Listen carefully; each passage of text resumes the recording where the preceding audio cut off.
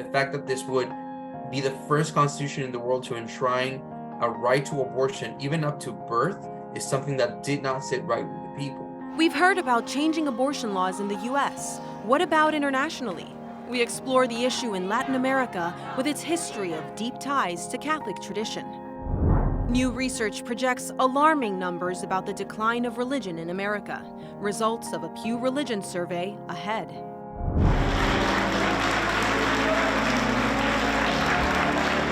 Excitement among Catholics in Kazakhstan, where Pope Francis travels for a global interfaith meeting. His message to world religious leaders about the tragedy of war.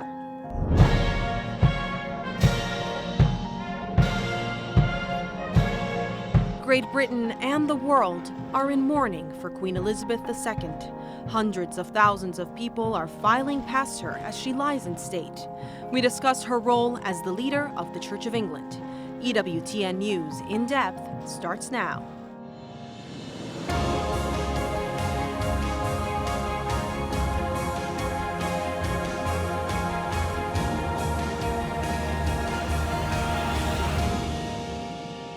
I think Americans in general are not really aware of what happens in Latin America, just because, most of the news that we pay attention to is our own local news. Amidst a flood of changing abortion laws in the United States, we look around the globe to uncover how the U.S. compares to other countries in the defense of the unborn. Welcome to EWTN News In Depth.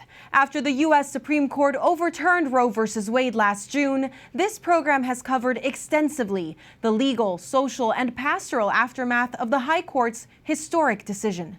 While our reports and discussions have been U.S.-focused, the issue of abortion, of course, goes well beyond our borders. In the next few weeks, we will take a look at abortion legislation and pro-life efforts throughout the world. At least 75 countries allow abortion on request. Many of these laws still limit the procedure to 12 weeks. More than 100 countries permit abortion for limited reasons, such as to preserve the health of the mother.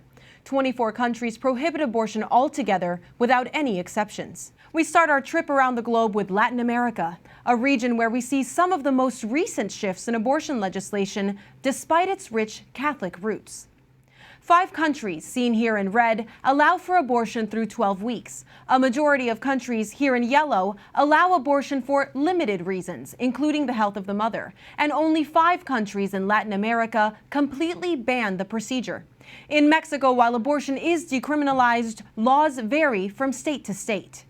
Many of these laws only came into effect in the past 20 years. Before 2000, the only 2 countries to allow full access to abortion were Cuba and Guyana. In 2012, Uruguay legalized abortion on request, with Argentina and most recently Colombia following suit. In other countries where abortion is still strictly limited, laws face thunderous opposition from pro-abortion advocates. Some of the most recent and most significant moves to legalize abortion have come from Mexico, Argentina, and just a couple of weeks ago, Chile. Mexico City, the capital of one of the most Catholic countries in the world and home of Our Lady of Guadalupe, became the first region in Mexico to legalize abortion in 2007. The new regulations shocked people both inside and outside the country, and other Mexican states refused to follow suit. Many states even added regulations that protected life from conception at the encouragement of the Catholic Church and the pro-life movement. But in 2021, Mexico's Supreme Court released 2 rulings with widespread repercussions. The criminalization of abortion and the protection of life from the moment of conception were both deemed unconstitutional. Legally, right now in Mexico, we face is that there's no chance to forbid abortion in any place. Currently, 9 out of 32 states allow abortion, and anti-abortion laws in the other 23 states can be challenged. It took America almost 50 years to overturn Roe v. Wade and return legislation to the states. Pro-life advocates in Mexico worry it could take just as long to protect the unborn, with no hope for a pro-life candidate in the 2024 presidential election. There's no leader, there's no initiative, there's no pro-life position. But pro-life advocates in Mexico march forward, inspired by the United States' historic overturning of decades-old abortion regulation. We could see that a Supreme Court could correct bad decisions as this one that has been taken in Mexico.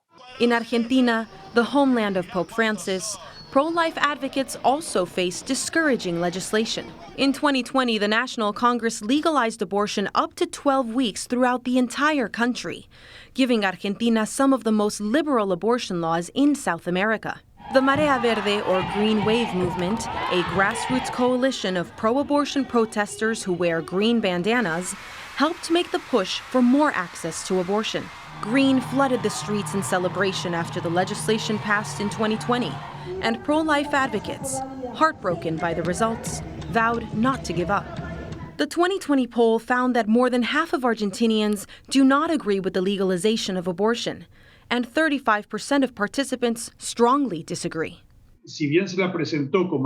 Even though it was presented as a decriminalization of abortion, it is much more than that. The law that was passed in Argentina is a law that promotes abortion, a law of persecution towards doctors and health personnel. Like Mexico, no pro-life candidates are on the roster for the 2023 general election. But there's a slim chance the law on abortion could change in the future.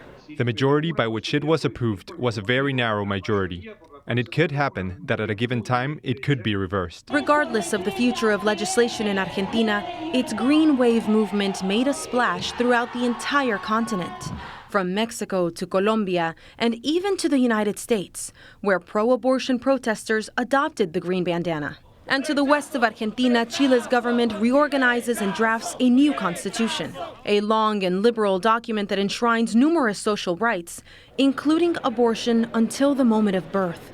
A stark contrast to Chile's current restrictions that limit the procedure to cases of rape and risk to the mother's health. The draft faced major public disapproval, including from the bishops of Santiago. Tomás Enriquez, Director of Advocacy in Latin America with ADF International, says the disagreement came in part from the Constitution's proposed right to abortion. In the last week coming up to the election on Sunday, the number 2 issue that was Googled inside the country was abortion. So this was obviously something that loomed heavily in the minds of many, if not a majority of voters. Earlier this month, Chileans cast their ballots on the proposed charter, and the results were clear. Chileans rejected the Constitution and its proposed right to abortion, with 62% voting no, a higher margin than polls predicted. Opponents of the draft took to the streets in celebration, hopeful that the next constitutional draft will better reflect the values of all Chileans. Abortion remains extremely restricted. Enriquez says pro-abortion advocates will likely now push for legislative action. This will be an issue again, and I think that one of the things that we gained from this experience is precisely the fact that people have soundly rejected the idea of having a constitutional right to abortion. Why do we see these major changes in a region rooted in Catholicism? And what's the pro-life movement doing to protect the most vulnerable?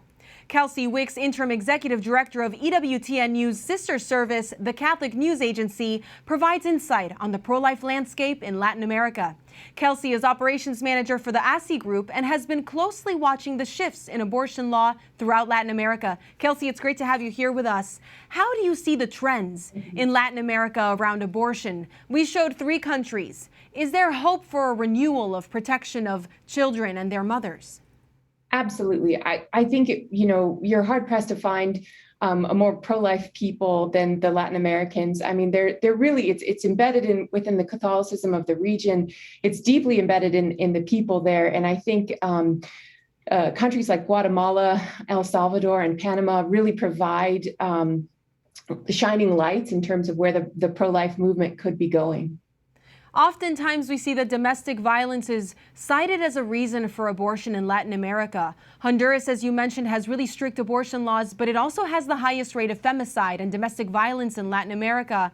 With little criminalization of violence against women, some places do, like Guatemala, as you mentioned, criminalize domestic violence. What can be done to help women in those countries?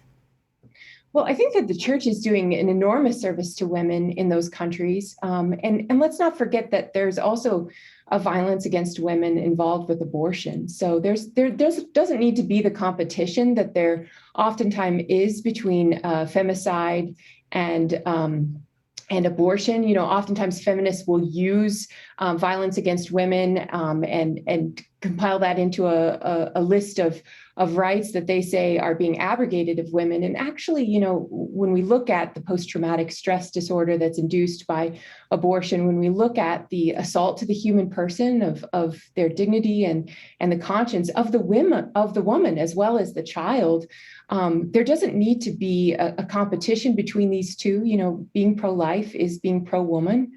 And I think that, you know, the term femicide has been weaponized a bit in Latin America and promoted above a level where, you know, violence against women is worse than any other type of violence, including the violence done to the unborn in abortion. And that's simply not true. You know, the Catholic Church, first and foremost, serves people by teaching and preaching the truth.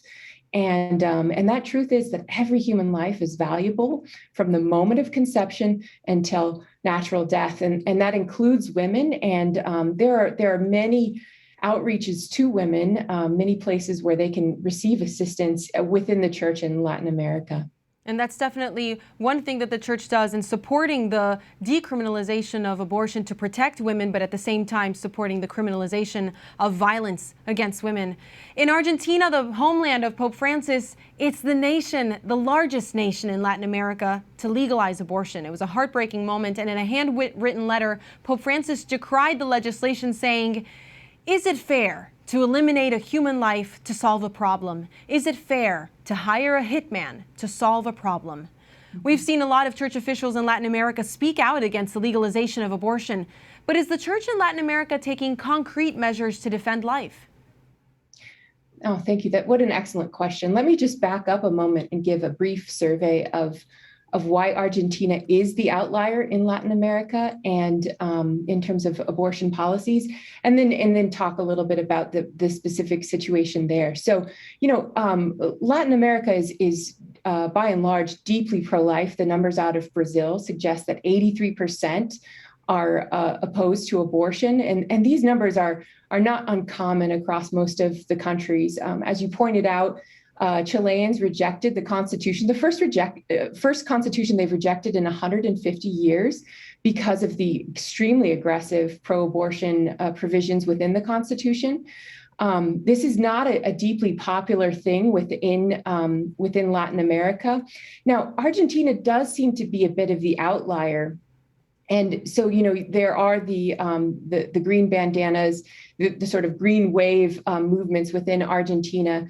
And the president, Fernandez, actually ran on a very transparent case that he was, as a populist, going to raise the economic case and then solve on a, quote, reasonable level the issue of abortion. And actually what the Argentinians have been given is corruption, the highest inflation, highest unemployment within Latin America, and a deeply unpopular pro-abortion stance. Now, in Argentina, the numbers are still 2-to-1 pro-life. The vast majority of Argentinians are pro-life, but those numbers are nothing in comparison to places like Mexico and Peru, where you're seeing 10-to-1, you know, blue waves. We talk about the green wave, the blue wave, which is the color of the marches, the pro-life marches across Latin America, is something spectacular. And what's amazing about it, Montse, is that the people who make up the blue wave are ordinary heroes. They are not well funded, but they have the David and Goliath sort of slingshot of faith and conviction. And I think that they will take down the Goliath. Argentina has received a lot of international pressure that's oftentimes tied to funding, particularly from the US and from non-governmental organizations really bent on ideologically colonizing these places. So, you know, given how weak these currencies are in Latin America in comparison to the US dollar, it really is astounding that there aren't more pro-abortion countries within Latin America. It actually shows how deeply pro-life Latin America is.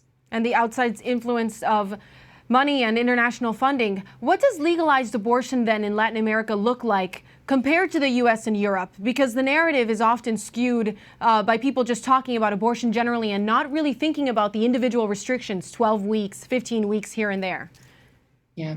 Well, the United States actually has the most, is one of the 6 or 7 most aggressive pro-abortion policies in the entire world. Actually, we are in the company of North Korea and China, to some extent, before the overturning of Roe versus Wade in the Dobbs case. Now we're sort of recalibrating that. But where Europe is that most countries have somewhere around a 12-week ban. And in Europe, actually, there are tremendous protocols in place to preserve life, even in these disappointing countries where, it's still allowed up to 12 weeks, but you have to go through 3 doctor's appointments in order to gain access to abortion. And there are, of course, places like Malta and Poland where it's not allowed. But Europe sort of finds itself in the middle ground, and then you have places in Latin America like Argentina, right, around 15 weeks, and places in Mexico that have legalized abortion. Now, what's really interesting is, it is a movement fueled by elites, again, from outside money. So in Mexico, the first district within Mexico, the first state within Mexico to legalize this was actually the place where Our Lady of Guadalupe resides, Mexico City district, and the federal district there. And the current president, Andres Manuel Lopez Obrador, is actually the one who instituted that. That's right. That change. Now, he's the president of Mexico. He hasn't been able to do that across all the country. It is an elite movement. It's fueled by the courts. It's fueled by outside money. It's not a Latin American deeply held belief. Well, that's a great summary of what it is that we're dealing with there. Thank you so much, Kelsey. Thank you, Montse. There's much more ahead on EWTN News in Depth, from Kazakhstan to Britain to Washington to Germany to Malta. We're just getting started here. Stay right there. There are very few of us in Kazakhstan who know about our church or know about God in general. This is an event where you can show it to a large number of people. I think this is very important because it is our task to introduce God to the world. Kazakh citizens speak out about the visit of the Pope to their country as the pontiff reflects on war, poverty, and climate change at a major global interfaith conference. EWTN News was in Kazakhstan for this important summit. Details ahead. As the world bids farewell to Queen Elizabeth, we'll discuss the example she set as a moral leader and her role as defender of the faith and supreme governor of the Church of England. Frescoes, mosaic, sculpture is an expression not of a thought, but the expression of a way of life.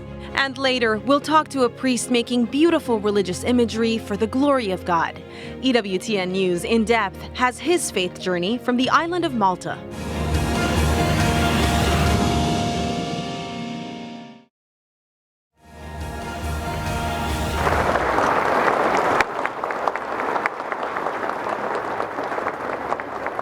You have arrived in Kazakhstan at a critical juncture in human history.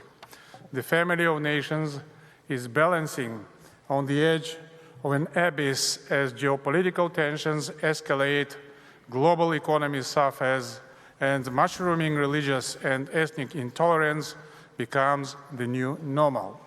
The president of Kazakhstan welcomes Pope Francis to his country for the 7th Congress of Leaders of World and Traditional Religions. The Interfaith Conference, held every 3 years, is a showpiece of Kazakhstan's foreign policy and reflection of its own multicultural and multi-ethnic population.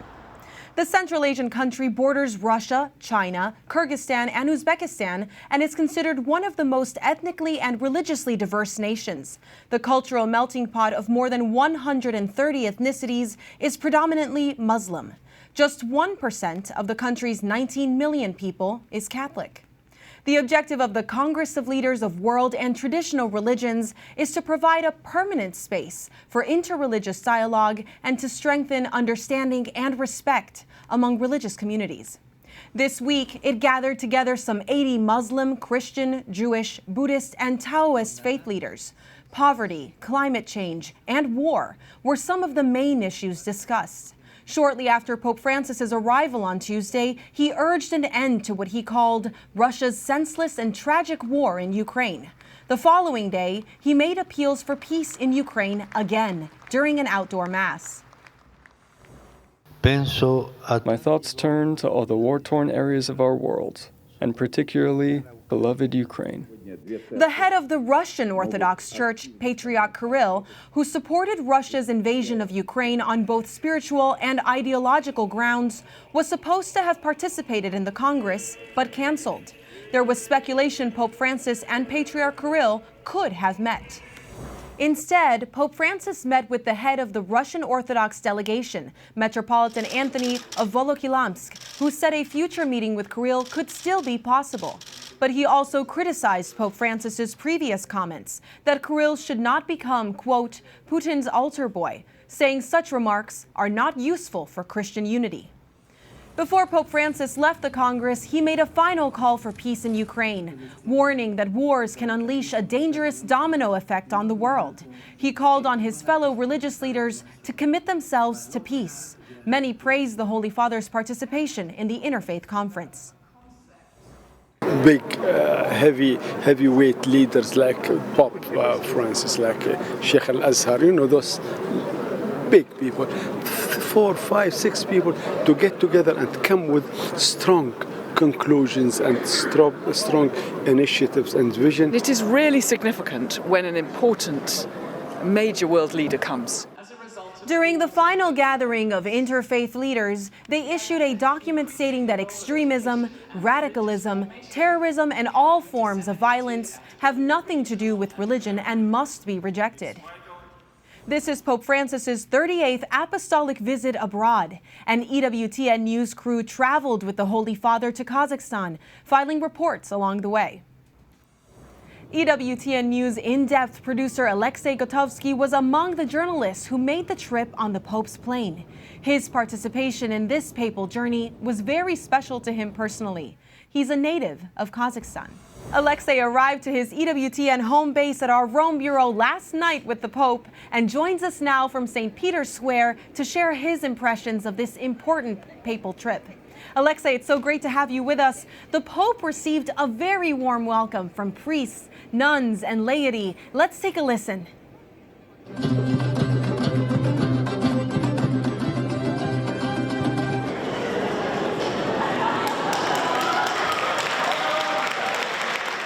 There was native music played for him and he was cheered for. Can you share more insight on what the Pope's visit meant for the small Catholic population there? Yes, Montse, it was very encouraging for the local Catholics and also for the clergy who are mostly foreign missionaries in Kazakhstan. And what the Pope said in the cathedral, that in the church there are no foreigners, were really profound for both missionaries and for new Catholics in Kazakhstan, because it was, Kazakhstan was only officially formed 30 years ago, and unity has been a hard thing for the people here to feel. So there were seen a unifying words from the Pope. At the end of the trip on board the papal flight, the Holy Father said that he was happy to see Catholics so enthusiastic, so joyful. And this really, Montse, these words from Pope Francis about the Catholics he encouraged in Kazakhstan really did make them feel like part of the global church.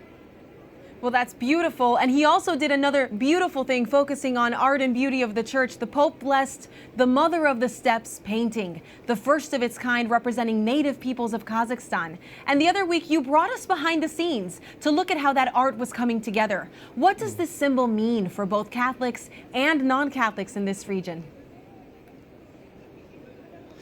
For many Catholics in Kazakhstan, this gesture by Pope Francis really helped to remind people that Our Lady is there with the people of the country. In fact, you could also say that with the blessing of the icon by the Pope, Kazakh Catholic art was born in the country.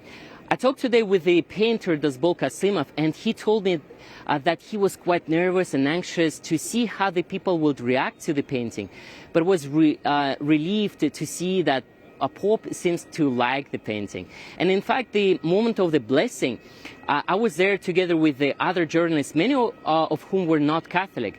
And when the image was revealed, I heard many of them saying, wow, and this painting, it's so beautiful. And I think the beauty of painting speaks for itself. Also, there were many, also there were some small cards afterwards that were given to the people. Many of the journalists wanted to take one, and I also got one. And I brought it here to my colleagues and to my friends. That's beautiful, the birth of Kazakh Catholic art. You also spoke with many religious leaders. You shared insight on Catholicism in the region. Yes, and I spoke also with the Cardinal Giorgio Marengo, who served as a missionary in Mongolia for nearly 20 years and was just appointed as the world's youngest cardinal.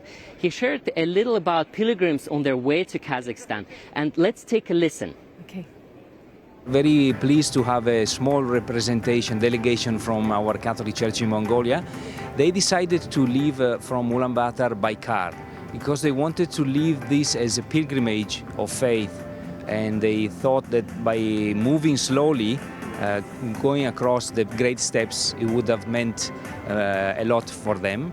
And they are, some of them, they are catechists, some they are simply believers of our church, and there are also 3 missionaries. And Mongolia neighbors Kazakhstan, and it also has a small minority of Catholics living there, some 1,300 people out of a country of more than 3 million. And you know, Montse, both countries share some common history. Once both were part of the Mongol horde, and we both share the same nomadic culture. And now we share our first ever cardinal in Central Asia.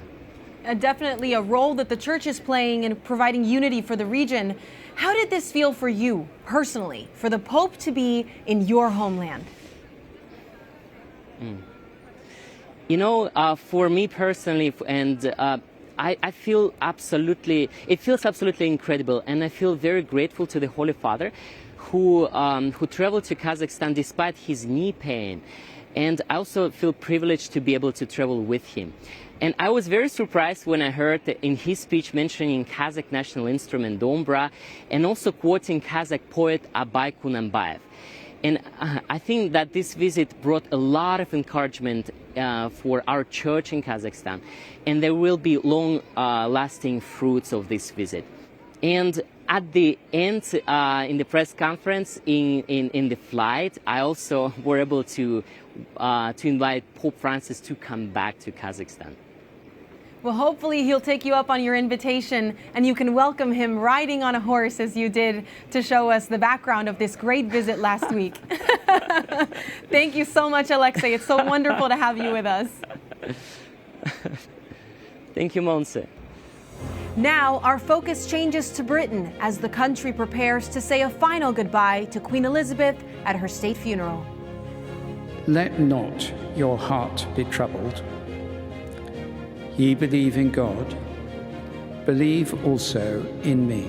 The Archbishop of Canterbury reads a blessing for Queen Elizabeth II as her coffin arrives at Westminster Hall in London. Next, we're joined by Edward Penton of the National Catholic Register to talk about the important religious role the Queen held in her 7 decades on the throne.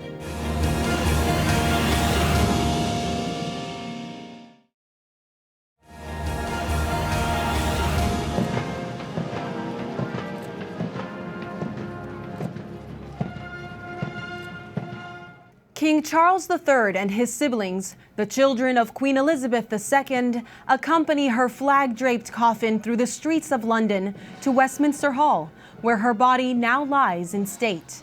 The majestic procession from her official London residence at Buckingham Palace to the oldest building of Parliament served as an official handoff of her remains from her family to the government and people she served. Prince William and Prince Harry also took part, marching behind the Queen's coffin. Members of the public lined the streets, many wiping away tears. For days since the Queen's death last week, the public has placed mountains of flowers at royal residences around the country. And now it's their turn to pay their respects in person. A long line of mourners joined the queue that has stretched up to 5 miles. It took hours and hours to inch closer to Westminster Hall to file past the Queen's coffin. Some waits were as long as 14 hours, something these mourners are all determined to do.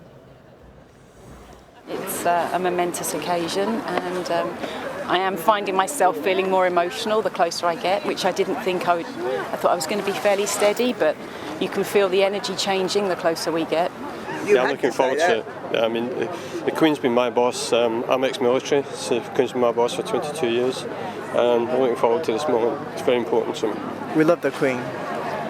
She has done great service to the country. It was an honor and privilege to be here to pay tribute to her. Hundreds of thousands of people are expected to file past the Queen's coffin, which will lie in state for 4 days until 6:30 a.m. Monday, the day of her state funeral.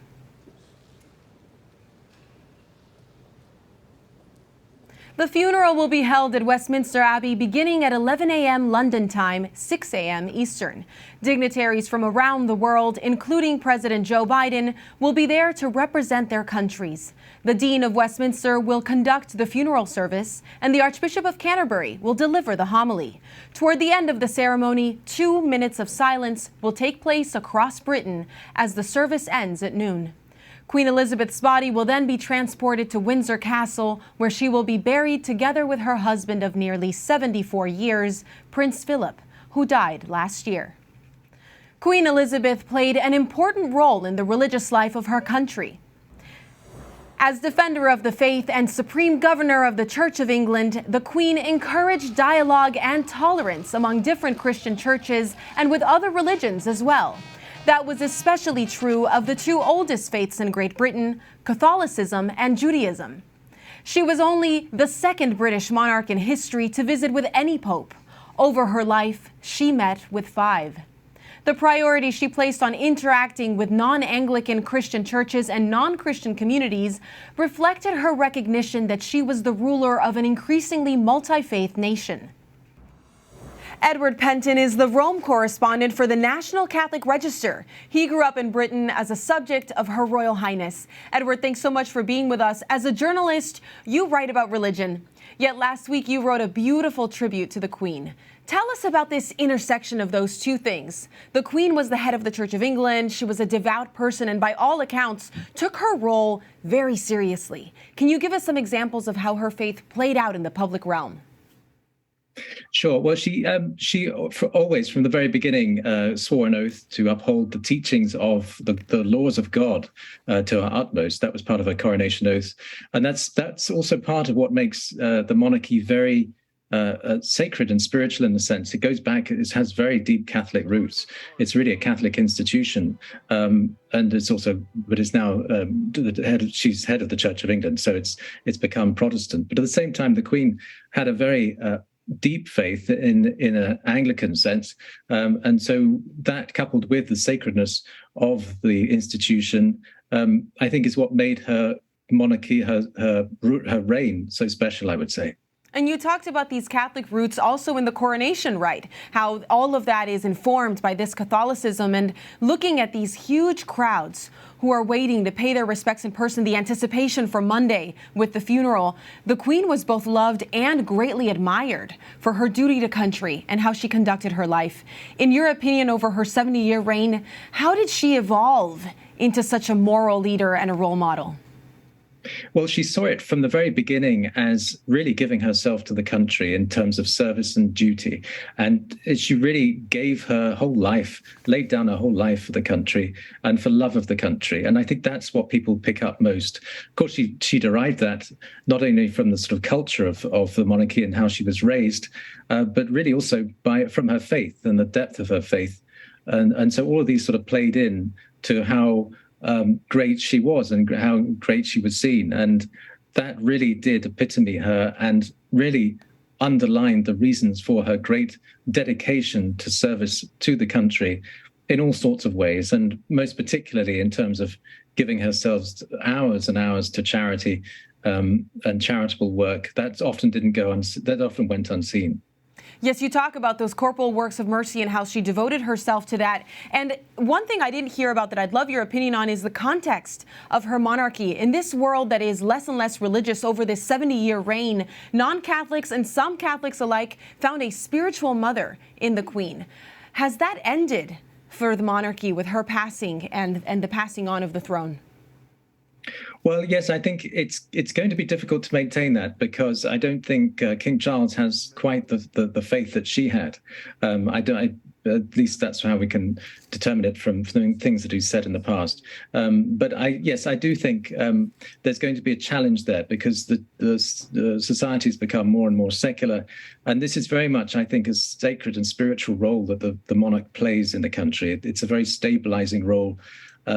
And that is linked to the anointing that the monarch goes through at the coronation. So I think that may be a challenge because I think people find that hard to understand. But as you see from all the people paying their respects, there is something there that they recognize and that they love. And I think it is that sense of transcendence that the monarchy brings to the essence of ruling a country and bringing a country together and embodying the values of that country. A symbol of transcendence. That's a great point. How did the Queen then balance her personal faith with the importance of loyalty to the democratic will of the nation, as you put it in your article? It seems that over time, it wasn't just laws that she was accepting, but people, like now Queen Consort Camilla. There are changes there. What do you make of that? Yes, it's a good question. I mean, it's always a difficult fine line that the monarch treads because the monarch is supposed to be very neutral in this sense, that she's in a sense subservient to Parliament, and that dates back to the English Civil War. But that is the sort of role that she plays, and it's not an easy one for a monarch to carry out. But I think she tried her best to do that, and it was difficult because there were certain policies, of course, she didn't agree with, but she had to sign. Some would argue that she didn't have to give her assent to, and that perhaps she could have refused it, but that would have brought the country into sort of constitutional crisis. So I think she wanted to keep that stability going, and in a sense, she was willing to withhold her opinions and go along with her obligations, as it were, to the Constitution, and not make her views known. And she was very careful about giving her views, and I think that's because she upheld very much the sort of neutrality of the monarchy in a very deep way. She understood the power that it has. On a personal note, it's very commented quite often that people are kind of holding their breath, praying for the Holy Spirit to see Will and Kate come in with a representation of the family model that is something different from what King Charles would bring to the table. Will that speak into, as you watch this carefully, how you personally feel about the royal family? Yes, I mean, I think William and Kate do give a great example in that regard. They're a strong family unit there, and that could help the monarchy. I'm not sure how his faith is, Prince William, but if he's willing, I'm sure he'll be formed in the right way to uphold the monarchy and the institution in the way that the Queen did. So yes, I think there's certainly a future for the monarchy, but I think it's going to undergo some challenges, as I say, because of the secularization of society and this inability to see that sense of transcendence and relate it to the monarchy in any sort of tangible way. Absolutely. What will you miss most about the Queen? Well, I mean, I've only known her as the Queen, the sovereign of the country, and I think that's the case with most people. And she was always that rock of stability when you had governments changing and the policies you didn't particularly agree with. There was always the Queen there who was upholding those good Christian values, whatever the values that the governments were putting through. So I think that now she's gone, that's a great loss. And people are talking about it as, she was one of the last of that era, that generation who were upholding those kinds of values, good Christian values. I'm not so sure. I think we'll see others stepping in, not as great as the Queen, but hopefully willing to uphold those great eternal verities, the Christian values. And sure, they're Protestants. They don't have that grace of the Catholic Church, unfortunately. But at the same time, they do uphold those Christian values, I think, that certainly the monarchy should do as best it can. So, and hopefully one day we may well see the monarchy return to the church. Hopefully that will happen, God willing. Well, we'll keep praying that they'll be desiring of upholding her legacy. Thank you so much, Edward. Thank you. This week's top headlines are next. This will be really a challenge for the unity of the church. The unity of the church threatened in Germany as church leaders push for changes in the catechism and changes in church teaching on human sexuality, women in the priesthood, and more. And the numbers are disturbing. The Pew Research Center says the fastest growing religious group in America is atheist, agnostic, or nothing in particular. Details ahead in the Week in Review.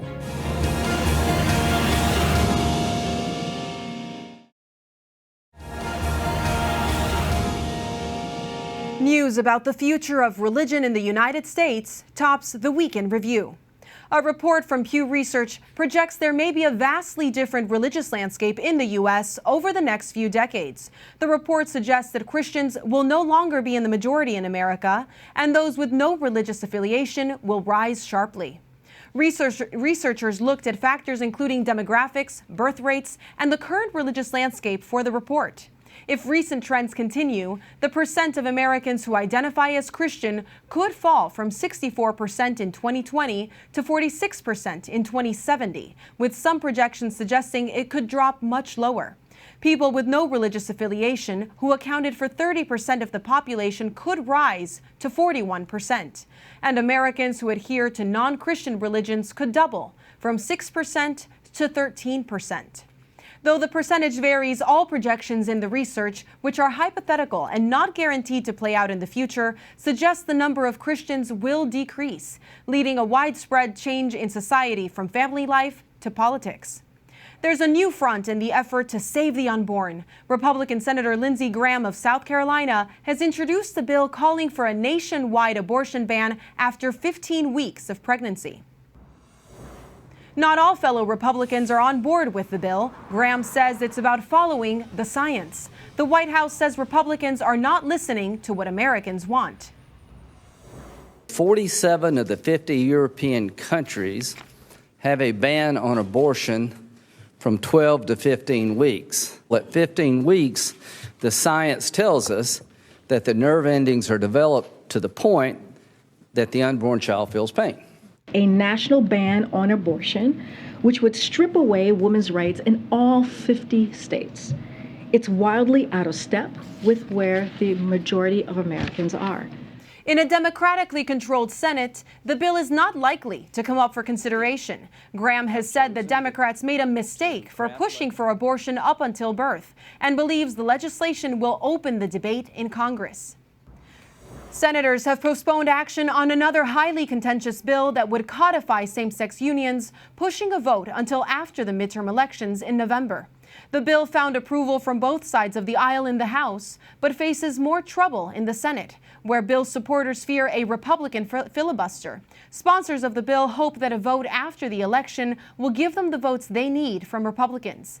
A bipartisan group of senators met this week to discuss an amendment to the bill that would provide religious freedom safeguards. On Wednesday, the U.S. Supreme Court ordered the nation's flagship Jewish university to take its religious freedom case back to the lower courts in New York. A New York judge ordered Yeshiva University to officially sponsor an LGBTQ club, which violates the values of Orthodox Jewish religion. The university filed an emergency application to the U.S. Supreme Court to vindicate its religious identity and First Amendment rights. Justice Sonia Sotomayor had given protection to the university while the court reviewed its case.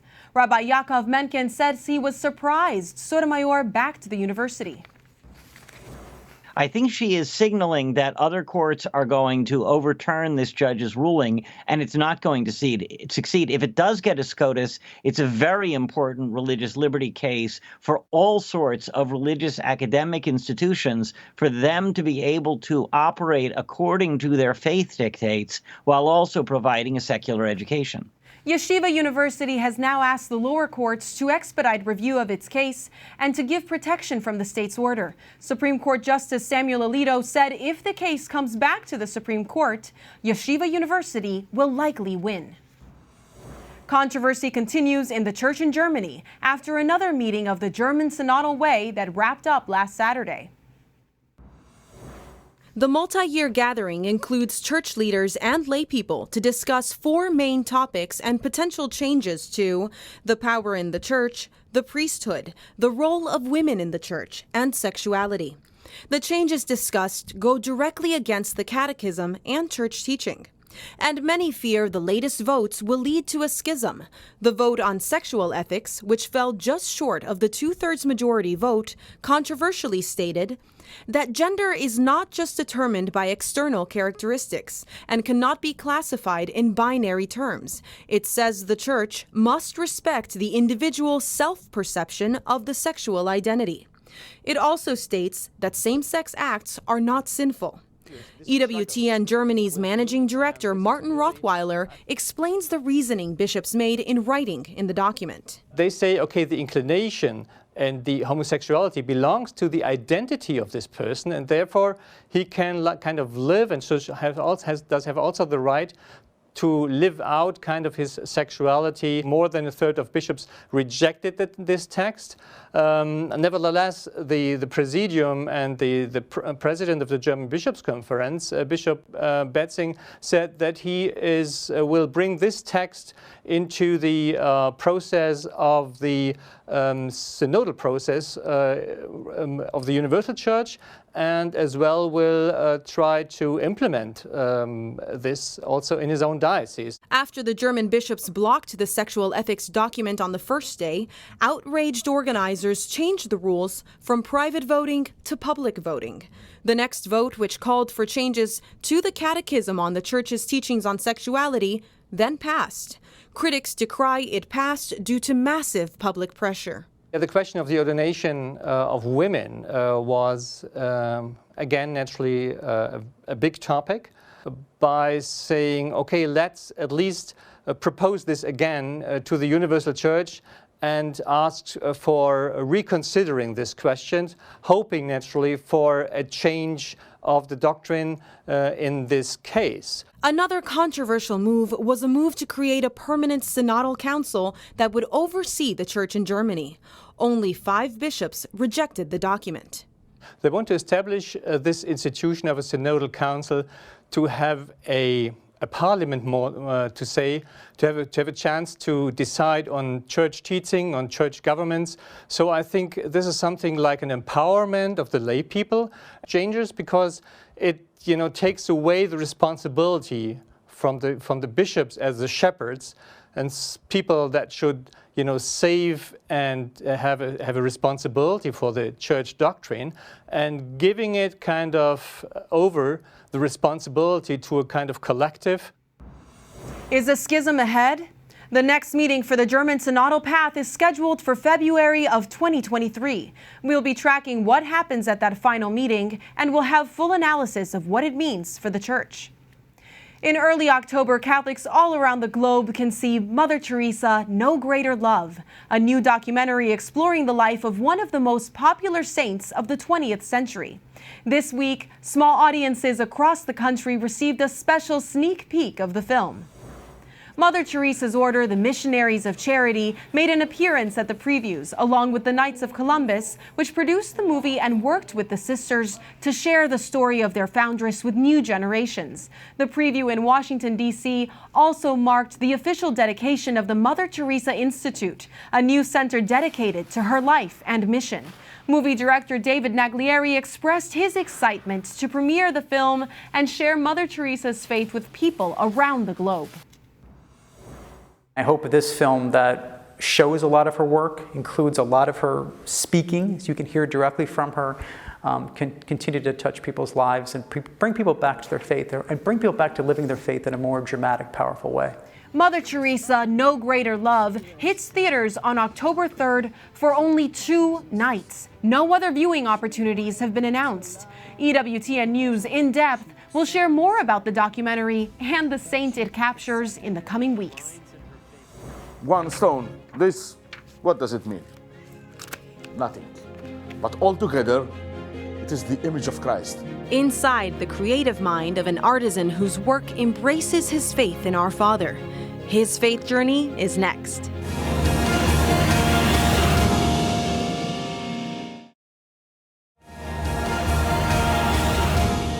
Art through the ages is often inspired by God. In our travels across the globe, EWTN News In Depth has certainly found that to be true on the island nation of Malta in the Mediterranean Sea.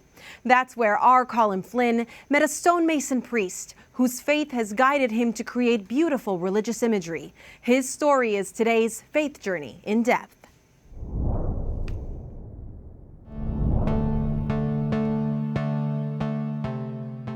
The shrine of Tapinu in Gozo is incredibly special to the people of Malta. It is here they believe Mary appeared to a woman in 1883. And outside the basilica, there are stunning mosaics lining the walls, detailing in such beauty the 20 mysteries of the Rosary.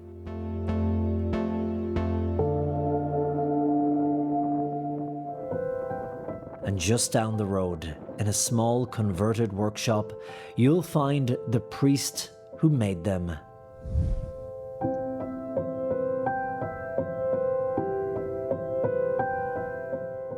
So many colors, so many textures.